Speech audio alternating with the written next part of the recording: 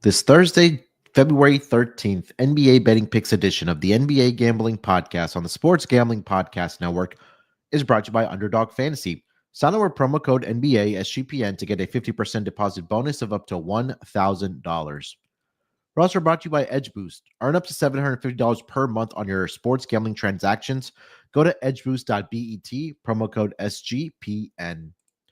And we're also brought to you by Rhythm, the leader in data-driven picks and props. Get your 7-day free trial today by going to sportsgamblingpodcast.com/RITHMM.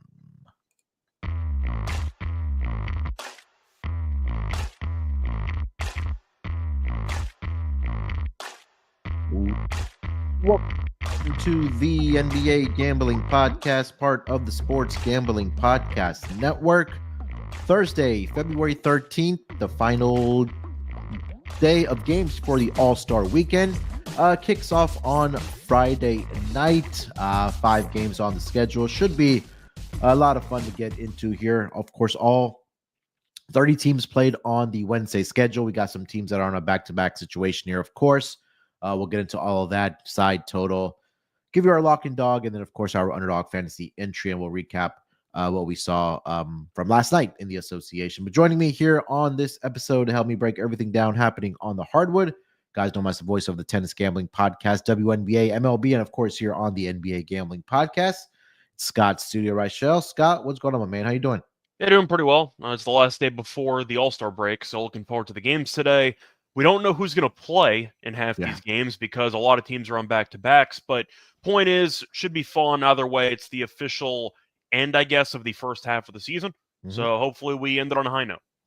Yeah, I guess we should preface by saying this. I would honestly absolutely wait up until game time to make these bets because, like Scott said, not sure who's going to be playing here tonight.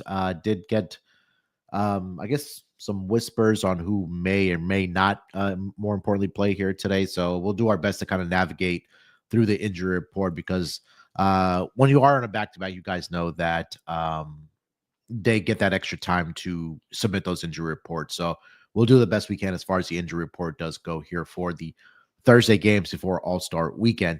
Fun night of hoop last night, of course, with all 30 teams in action. Like I mentioned, Scott had some games that went into overtime, or I think one game went into overtime, which was the New York Knicks and the Atlanta Hawks in Madison Square Garden. Knicks do get the victory with the Jalen Brunson game winner, 149-148. I think that possibly was the game of the night. Bucks in Minnesota, that came down to the wire. No Giannis, no Dame last night, but if you were a fan of either one of those teams, that was a pretty good game. Outside of that, a lot of double-digit victories last night. Mavs Warriors was another good one coming down the stretch there. But what stuck out to you from last night there, Scott? So starting off, I'll go with the Knicks game. That game definitely was a lot of fun. Knicks had a 6-point lead with 10 seconds to go and somehow blew it, but ended up winning the game in overtime, as that game was the highest scoring game of the season up to this point. Besides that, you had another overtime game with the Pacers as they came back and beat the Wizards. Poole had 42 points, didn't matter though, as the Wizards found a way to lose. But I feel like I got to talk about my team because they were able to beat the Sixers. Paul George, 2 points in 37 minutes of playing time. Got outscored by Bronny James. In fact, Bronny James, I think, had 3 times the amount of points that Paul George had yesterday. Podcast P, what a guy. But I wanted to mention him because I know that we're talking about, some good outcomes and some guys that played well. I got to mention Paul George because 2 points in 37 minutes is absolutely crazy, and I got to hold him accountable because that's some Ben Simmons playoff stuff right there. I got to mention Paul George. 2 points is absolutely wild. And that's without Joel Embiid out there, so you would expect him at least to step up. And Maxey, yeah. So you would have expected him to at least step up last night for the Sixers. But, yeah, like you mentioned, he only got up 7 shots as well, 0 of 5 from three-point land. I guess fortunately for the Sixers, I guess in a losing effort, I don't know if that makes sense or not, but Oubre dropped 30 points last night. Quentin Grimes had 30 last night. But if you got maybe just a little bit more out of Paul George, you possibly could have won that game against the Nets. But Scott, if I told you at the All-Star break that your Nets and the Sixers would have the same identical record, you probably would have called me crazy. I mean, I feel like everybody assumed the Nets would be worse than they actually are. I was a little bit higher on my team, and I'm not Yeah, sure if that's a good thing or not because they're supposed to be bad for Cooper Flag. But the point is, the Eastern Conference, especially the bottom end of it, is so bad that a play-in spot is an actual possibility. So a play-in spot doesn't really get the Nets anything, but the point is the Nets can potentially go for it in a way. Once again, it's not exactly what I was expecting as a fan of the team to have a shot at making postseason basketball. I'll put quotes around it because play-in stuff technically counts, but yeah. you're looking at D'Angelo Russell they traded for, Cam Johnson for some reason still here, Claxton's still here. They have some guys that can potentially start on other teams.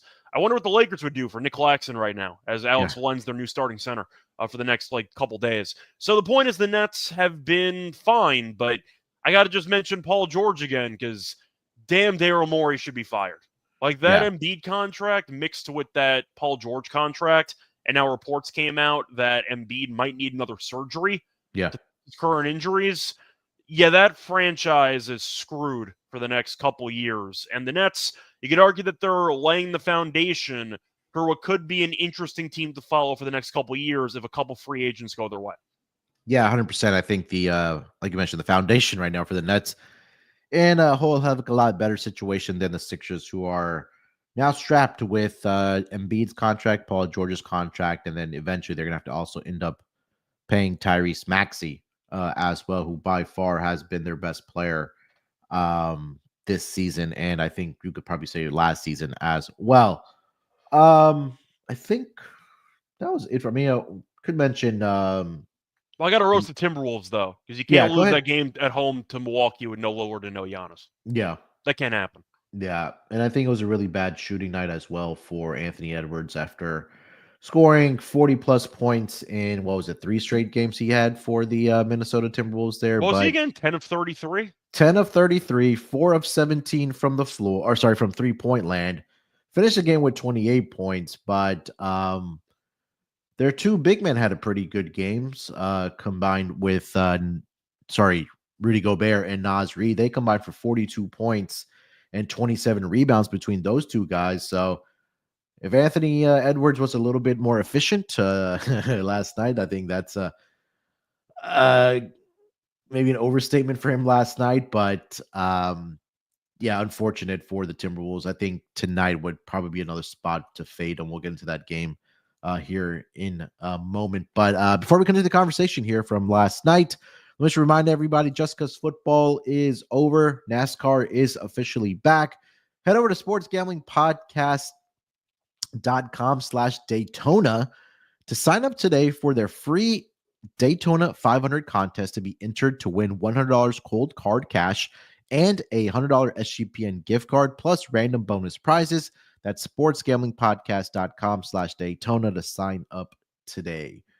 Was there to see that some of the conversations after the trade that happened with Luka, that supposedly maybe Minnesota had reached out, or sorry, Dallas was going to reach out for Anthony Edwards for the Mavericks and the Luka trade, and then we knew about the Giannis stuff as well, but I think it's all just hearsay at this point. But I mean, look, this goes back to what we talked about at the beginning of the season when the Cat trade happened, that we knew that Minnesota was going to get worse, and it's going to be a very interesting offseason for them to surround at least some type of team around Anthony Edwards. I mean, you have an aging Mike Conley there. You have Rudy Gobert that you gave up 4 first-round draft picks for. Julius Randle's probably And Walker Kessler, by the way, who had a pretty good game and last Walker night. Kessler. And now you have Julius Randle's probably going to be his last season, or his only season, I should say. With the Minnesota Timberwolves here. So, look, they're still sitting 5 games above 500. I guess we got to give them some credit where credit is due. But this team has at least a very, very long road ahead, Scott, to building a championship contender. Yep, definitely true. Did want to quickly shout out Jamal Murray, who had 55 last night. He had a great job. Just overall dominating. I know that he got ejected the game prior, so it seemed like he was pretty annoyed at Portland and took it out on them in that game. But I do also want to point out the Lakers, who completely no-showed the entire game, and we talked about the potential defensive struggles with no center. Hayes played 7 minutes last night. They got Alex Len, who's now going to be starting temporarily, I guess. Point is, though, they really needed Mark Williams, I guess, to help out the front court depth, but it's the NBA, you professionals. When you play back-to-back games against the same team, sometimes weird things can happen. Yeah. But they completely no-showed the game defensively, and that's a problem that we thought they might have. So we'll see what happens, but giving up 131 to Utah and losing, I'm not going to fully overreact to it. It was the final game before the break. Yeah. I'm sure LeBron and company are looking ahead to the break. Yeah. But still, there are some defensive concerns, and they have even less center depth than they had about a week ago. So something to keep in mind there for the Lakers, because Alex Len, he's not it. I'll tell you that much, but they don't have any other choices. Yeah, Jackson Hayes leaves last night with an injury for the Lakers, so hopefully he's back after the All-Star break. But the Luka PRAs, at least the last 2 games, when he made his debut with the Lakers, has pretty much been free money because he's played 23 and 24 minutes. I had the under yesterday. Yeah, flew under the total. He did also was in some foul trouble yesterday as well. 16 points last night for Luka, 4 rebounds, 4 assists. And yeah, went well under his PRA, which was at 38.5. I also bet it at last night. So yeah. Anything else last night, Scott? You want to get off your chest before we get into the games? No, not really. Once again, just wanted to mention Jamal Murray. I was going to mention him before. I forgot to. I know Phoenix lost again. Booker, I don't believe, played yesterday, so I'm not going to roast him too hard. Yeah. Do you want to point out the Thunder, though? 24-0 run to start the fourth quarter. I believe the Heat a couple games ago got outscored by the Nets 31-9 in the fourth quarter, and then the Heat got outscored like 32-8 or whatever yesterday in the fourth quarter. Not exactly going well with Spo right now and that entire team in the fourth quarter of games. But that division's terrible. Yep. So I don't know if it actually matters, but the Heat have been a really bad fourth quarter team lately.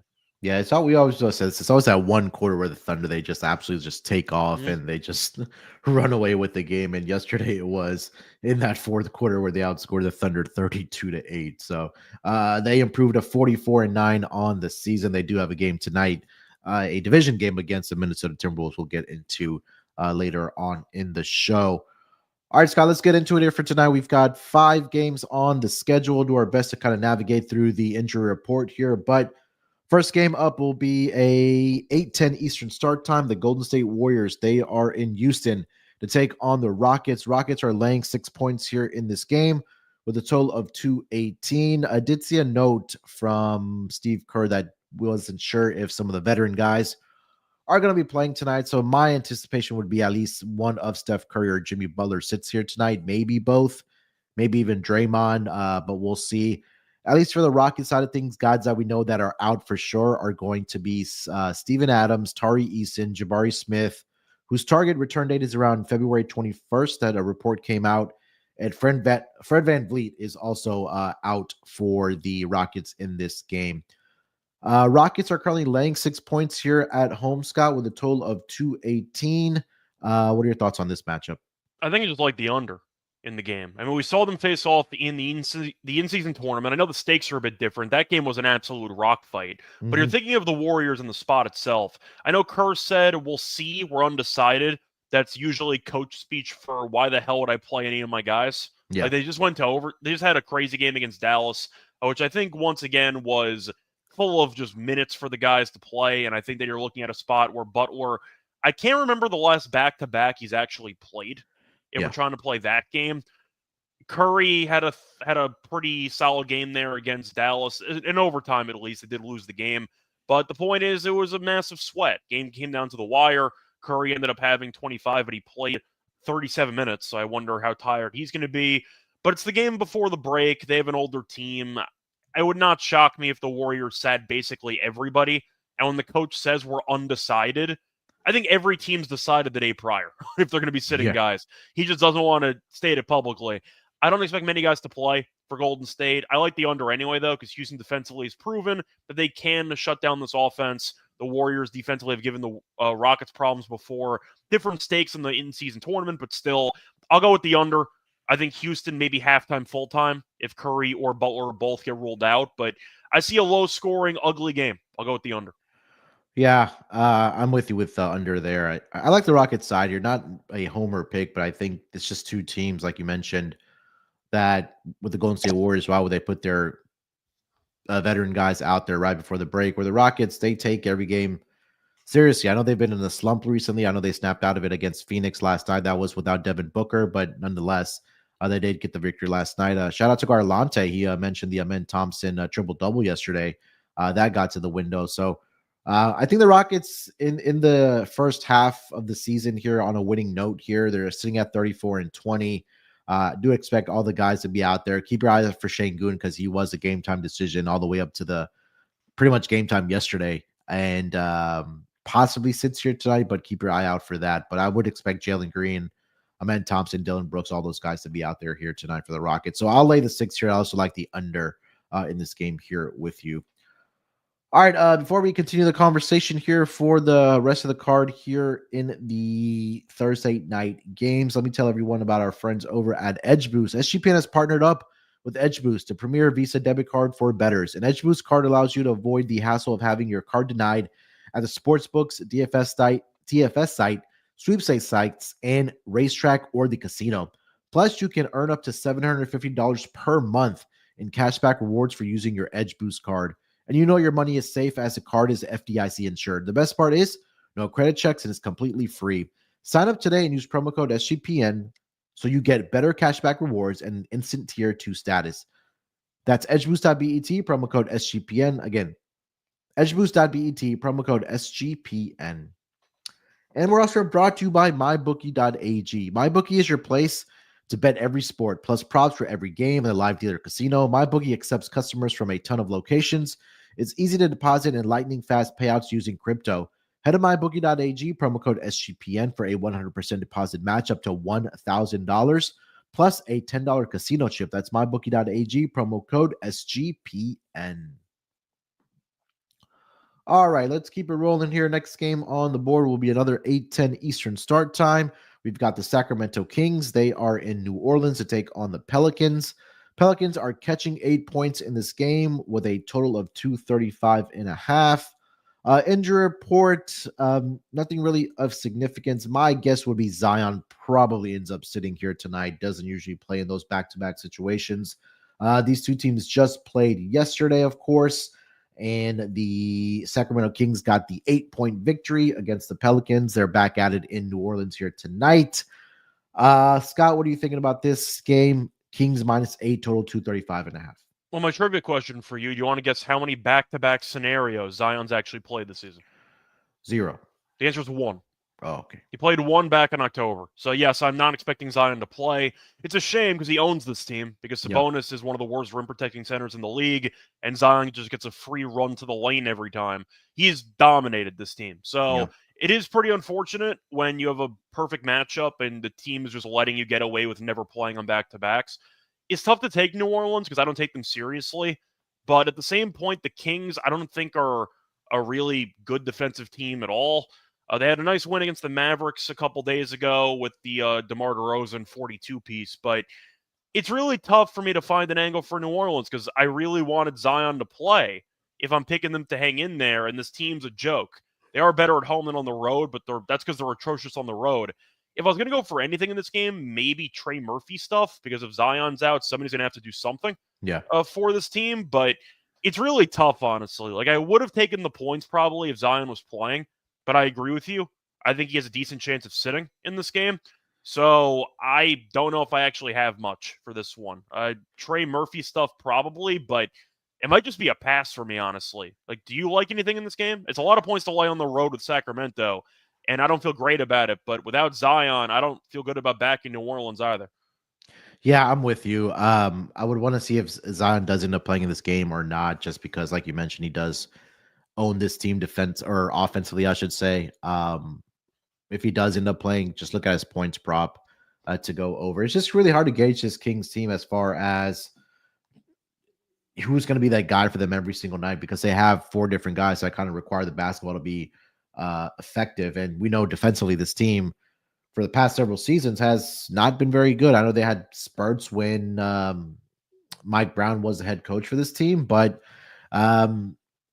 This is going to be another game where you could probably see guys like DeMar DeRozan possibly sitting, Zach LaVine maybe sitting in this game. So if there's one game I would cross off the list here tonight that I probably would not want to bet, it would more than likely be this game between the Kings and the Pelicans. So gun to my head, I'd go with the Kings. I'd look at the under in this game. I just feel like, again, these guys are pretty much ready to kind of fold it up and get into the All-Star break and go on their vacations, or to, San Francisco if they are going to be participating in All-Star weekend. So that's all I have. You have anything else? I'm trying to think if there's anybody on these teams that are participating in All-Star weekend. I don't think so. I don't think you got Missy for the Rising Star stuff, but but that's pretty much it, right? I mean, I know none of them are All-Stars. Even Sabonis isn't an All-Star, and you could argue that he should be. But point is, I see somebody mentioning DeRozan for his PRA. I don't mind that. He had 34 yesterday, had 52 against Dallas. He's gone over in 4 of the last 5 against New Orleans by a decent margin, actually. He's had at least 34 in 4 of the last 5 against New Orleans. So DeRozan could be an option if you want to go for PRA. But once again, really not much. It's 2 teams that I don't really care about. And Zion, the only guy with the best matchup for me, might be sitting. Sabonis has a good matchup too, if you want to go for something with him. But yeah, once again, I feel like there are better games out there. Yep. All right, let's keep it rolling here. We'll get to the next game on the schedule, which will be let's go to the Northwest Division. Oklahoma City Thunder, they are visiting the Minnesota Timberwolves in this matchup. Currently, as it stands, the Thunder are a 7.5 point road favorite here with a total of 222.5. Injury report as far as OKC side. Alex Caruso is going to be out for this game. AJ Mitchell is out as well. They do have Chet listed as a game time decision. And then for the Minnesota side of things, we know Julius Randle is out. Dante DiVincenzo is out. And then they have Mike Conley listed as a game time decision. As we mentioned, both these teams played last night. OKC, they come from behind victory against the Miami Heat. And then Minnesota did lose at home yesterday to the Milwaukee Bucks. So a home and home situation here on a back-to-back for the Minnesota Timberwolves. But Scott, Thunder laying 7.5 on the road here against Minnesota. Well, just to be clear, Chet's questionable. It is a back-to-back. Chet did not play against Miami. So there actually is a good chance he's going to play for this game. For the matchup, though, I got to go with the Thunder. I don't take the Timberwolves seriously. We're talking about them losing to a team without Dame and Giannis. The Thunder tried for a quarter and killed Miami. So I think the Thunder are the better team. I feel like if we're talking about how wide the disparity is between Shea and Ant, I think it's a lot wider than people wanted to admit it was last year. I never thought it was close, but Ant was being put into a certain category, which I thought he had no business being in, which was the Shea-Luka category.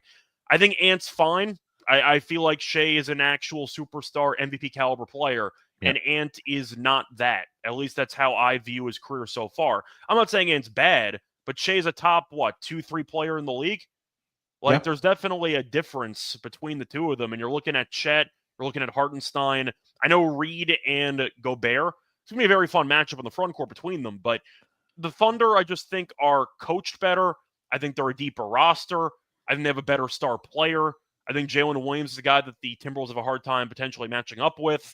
I think it's a bad matchup in general. I'll go with the Thunder minus 7.5. I think Chet being back is going to help the rim protection, and Ant might shoot the ball 30-something times again. Yeah. How many points does Ant actually need for them to potentially win this game or keep it close? Because he had 40 the other night and they still lost.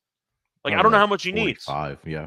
That's kind of my problem. So I'll go with Shea because Shea should walk into 30 in almost every game he plays, and I just think he's significantly better than Ant.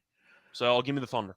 3 other 4 next games, in fact, are these two teams matching up against each other. So they play tonight, and then the first game off the All-Star break for the Minnesota Timberwolves is going to be against the Rockets in Houston. And then Sunday and Monday they play against the Oklahoma City Thunder for their 4-game series to wrap up, at least since they are in the same division here. So, I like OKC here, 7.5. Again, I don't think Shea ends up sitting in this game, but again, I would just wait until game time. Honestly, guys, that's what I'm saying. I don't say my gut's telling me that SGA sits here, but I think that the Thunder are the side here for me, and Minnesota, for all the reasons that we did mention, that it's a one-trick pony right now. It's Anthony Edwards jacking up 30 shots, hoping he gets 40, and that's pretty much it. Naz Reid has been really good in the starting lineup in place of Julius Randle. So if you want to look at Naz Reid props, I know his points and rebounds cashed yesterday. I had it at 25.5, so I might go back to that again here today as well. But I think OKC rolls in this game before they get into the All-Star break. You have anything for the total, Scott? Not really. It's kind of tough. I might not mind Timberwolves team total under in this game. Just picking Chet and Hardenstein to kind of just lock it down defensively. Ant can go for a monster game, and they can still shut down everybody else. Yep. And that still implies Ant's going to give you a monster game. I don't mind the team total under. I think the Thunder look sharp defensively in this game. Yep. All right, next game on the board, we'll go with the Miami Heat. They are in Dallas to take on the Mavericks. Heat are laying a point in this game with a total of 220.5. Injury report for the Miami Heat side of things. Duncan Robinson is a game-time decision. So is Terry Rozier. And then for the Dallas Mavericks, I mean, we know the usual guys are out. Very thin up front are the Dallas Mavericks at the center position. Anthony Davis, Daniel Gafford, Derek Lively, Caleb Martin, Dwight Powell, PJ Washington are all out here tonight. Dante Exum is going to be a game-time decision. So you're looking at Kyrie, Max Christie, Klay Thompson, Kessler Edwards, and Prosper as your starting five here for the Dallas Mavericks. But kudos to the Dallas Mavericks. Again, the victory yesterday against the Golden State Warriors here. Right back at it tonight, catching a point here at home against the Miami Heat, Scott. Yeah, it's a tough spot for both teams. The Heat no-showed that fourth quarter. The Mavericks ended up having a nice comeback. They choked away a lead there with like 5 minutes to go. Then Kyrie had 42, and they won the game anyway. They have no centers. Yep. It's a serious problem, and hoping that Bam actually shows up for a game because it's a great matchup. I mean, you're assuming Miami, after what happened yesterday, is going to put all hands on deck to try to get a win before the break. I expect Dallas to sit some guys after they ended up winning a game. Once again, Miami's been so bad in the fourth quarter. Can they afford to sit people, though? That's a problem. Wait, what? I said, can they afford to sit guys? That's the problem, yeah. I mean, the point is that Dallas did win the game yesterday, so they'd have a better chance of sitting guys. I don't expect Klay to play, for example, in this game. Okay. Miami might just full send it because they ended up losing that game to OKC, and we know that Heat culture, they still sit some guys, but maybe not as often as they did in previous years. Mm-hmm. I think I'll go with Miami. I think it's an ugly game, though. I don't mind the under in this game. I don't really trust either offense if Kyrie has a chance of sitting in this game. I'll go with Miami. I'm probably not going to bet the side, but I don't mind the under in this game. I see a physical grind. I think it might come down to the wire. But I'll go with Miami. We've seen them struggle a lot offensively in the fourth quarter. One quarter could drag this game under the total. That's kind of how I'm approaching it. I'll go with the under. It feels like it could be a night where all 5 games go under the total. Could be. Yeah, I think Miami's a side here for me as well. I think it should be a Bam game. I know Thomas mentioning PRA for Bam to go over 33.5. They did match up earlier this season in Miami back on November 24th. Bam, that game had 19 points, 11 rebounds, and 5 assists for the Miami Heat. So should be a big Bam game, at least rebounding the basketball. Maybe even Ware, if you want to look at his rebounding prop to go over in this game, I think that would be a solid look. He's been a monster on the board for the Miami Heat. So, but Miami Heat, minus 1.5. I guess I would go under as well. Again, it's just a question of motivation for these guys here tonight. So, that would be the look here for me. Anything else for this game, Scott? I don't mind Bam assists in this game. I saw it was a 3.5 on FanDuel at minus 135, minus 140. He's been great against Dallas. He's had 4+ assists in 3 of the last 4. Dallas also allowing the second most assists per game to opposing centers. And Bam's been doing extremely well. I think he's had at least 4 assists in 5 of the last 6. So keep an eye on that prop, and that could be a good option for Bam. I'm not saying he can ladder it, but I think he has a shot at getting to 5 or 6. So I don't mind Bam assists in that game. Yeah, he's been doing pretty good rebound on the basketball as well. Last night had a really good game, 27 points, 15 rebounds, against the Oklahoma City Thunder, 22 and 12 against the Boston Celtics the other night as well. So should be a big game for Bam here tonight. All right, last game of the night. It's going to be the LA Clippers. They are in Utah to take on the Jazz. Clippers currently laying 9.5 points in this game with a total of 225. For the Clippers side of things, Kawhi has already been ruled out. No Drew Eubanks. And that's pretty much it. For the Utah Jazz side of things, the only the game time decision tag right now is Colin Sexton. I would not anticipate him being out there because he has missed the last several games. Maybe no reason for them to put him out there before the All-Star break. But at least we know for sure that Kawhi is going to be out for the Clippers. Clippers coming off of the victory last night against the Memphis Grizzlies, looking up to wrap up the first half of the season with a victory here against the Utah Jazz, as they are a 9.5-point favorite here, Scott. Well, the point is, since the spread, I think, opened up at 8, now it's at 9.5. We've seen Utah sit a bunch of guys on back-to-backs.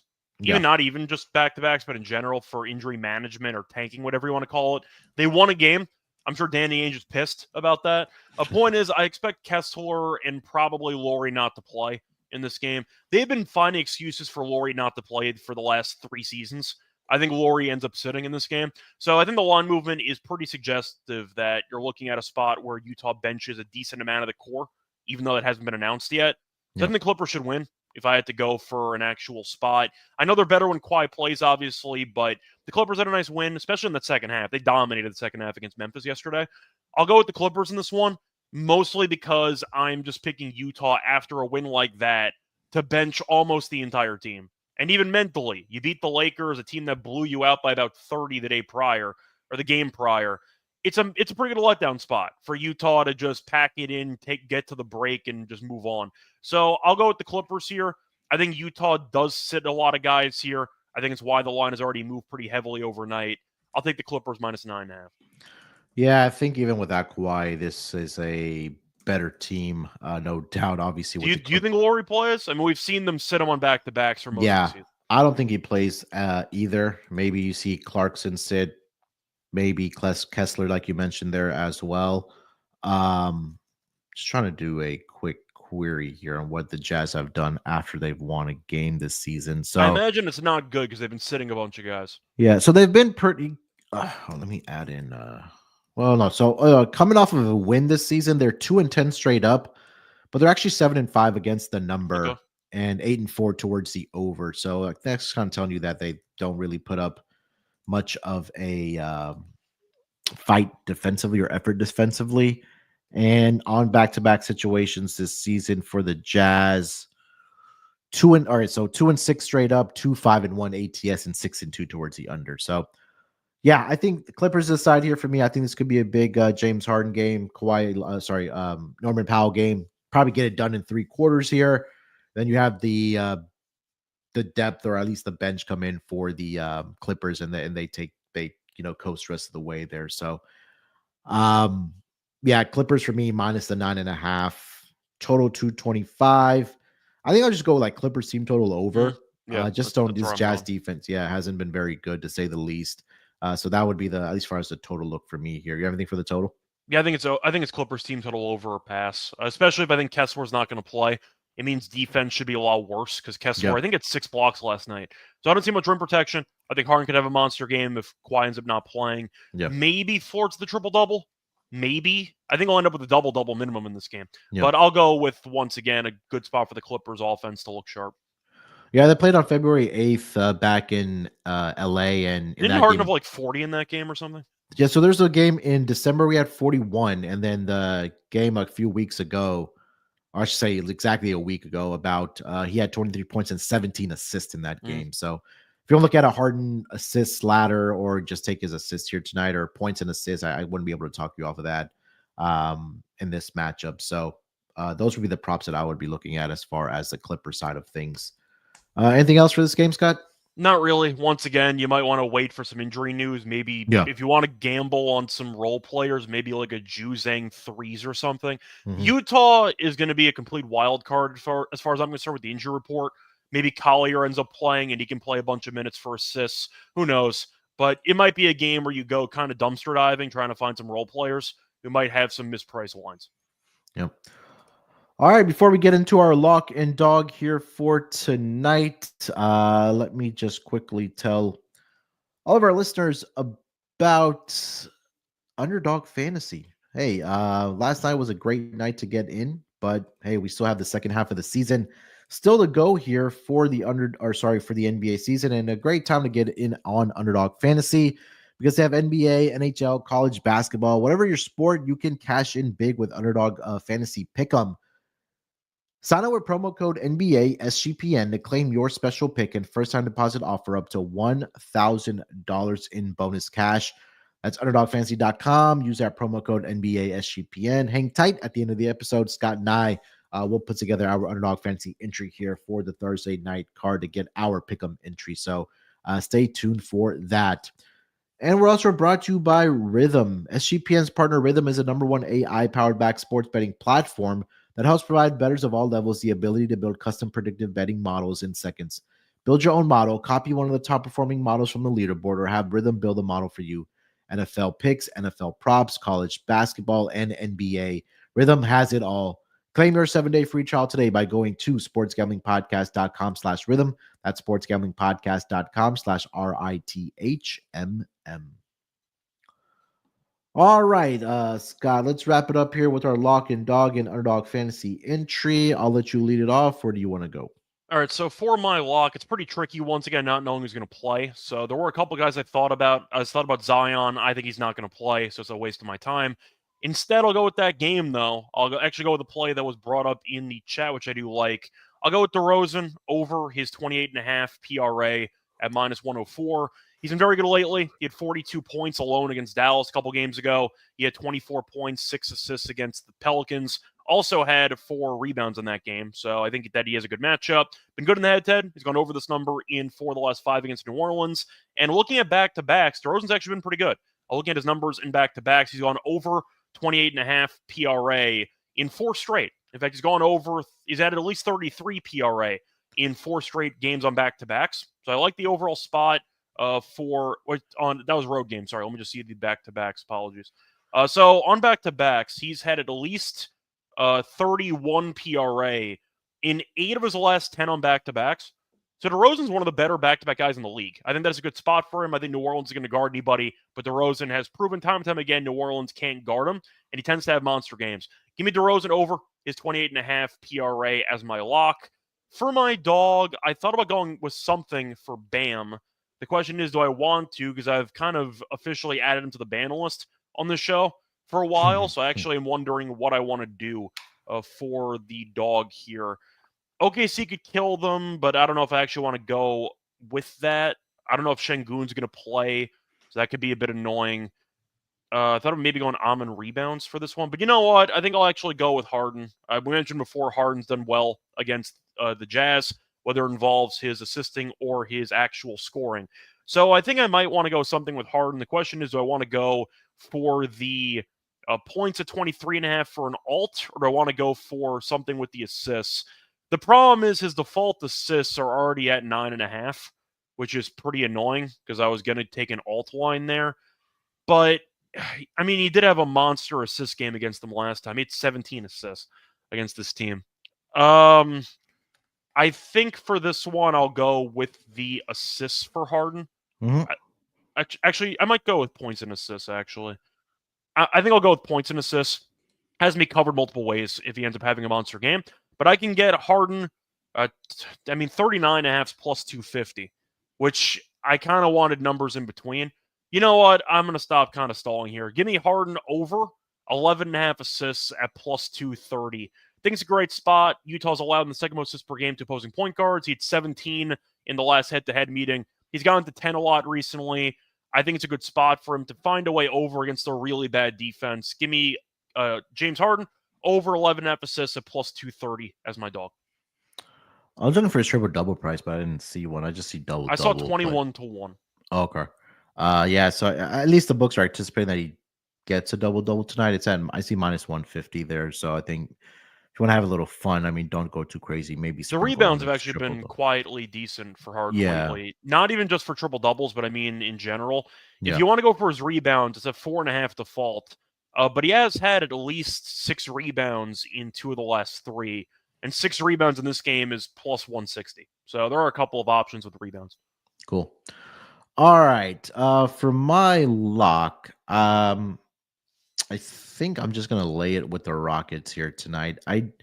I think the guys end up playing here tonight. And I think more than likely before these guys get announced for the Warriors, that the line is only going to creep up. But even if they do play this Rockets team, I think um, at home against the Warriors, I think that they'll rise to the occasion. Just get that dub before the All-Star break. Warriors, I mean, last night I think was a little bit telling that they should have dominated on the boards, but they just weren't able to. So I think the effort level right now really might not be there for the Warriors, just kind of packing it in, getting ready for the All-Star break. And you have Steph Curry, obviously, that's going to be heading to the All-Star break, and obviously All-Star weekend being in, where the Warriors play their home game. So I think the Rockets just, get this dub, take care of business here at home. I hate the under in this game either. So if you want to maybe get a bonus lock there, under in this game as well. But officially, I'll go Rockets -6 for my dog. See, I don't know if kind of in your neighborhood, I think it should be like a big rebounding night for Bam. That if you just want to ladder his rebounds up, Bam's been uh, on for a great game. I've just made a pact with myself to yeah, not give him out on the show, so I'm going to stick with it. yeah. I think what I will do is go Nas Reed double double. Okay. Um, he had a great game last night, Just pick Gobert and Bam to be psychos, and you just get a guy that's more reliable. and I really wanted to take Rudy Gobert's rebounds last night, but I just really talked myself out of it. But let's have some fun tonight. Nas Reed double doubles at +330. If you don't want to do that, if you like ladder up his rebounds from 8+ to 10+, 11+, he'll get the points. But I think he's done a really good job of at least rebounding the basketball for the for the Minnesota Timberwolves. So yeah, I'll go Nas Reed here tonight, +330 on his double double right now, currently over on DraftKings.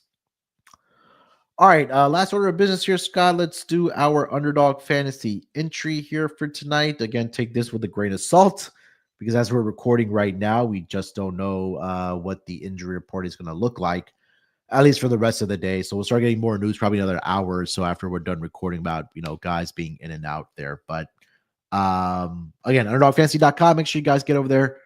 Use that promo code NBA SGPN. Come join the fun. First time deposit offer of up to 50% up to $1,000 in bonus cash. So come join the fun with us. All right, where are we starting here, Scott? You want to throw in? Start off with DeRozan. Go from there. Yeah, we can go DeRozan. I didn't mind Nas if you want to go for Nas rebounds.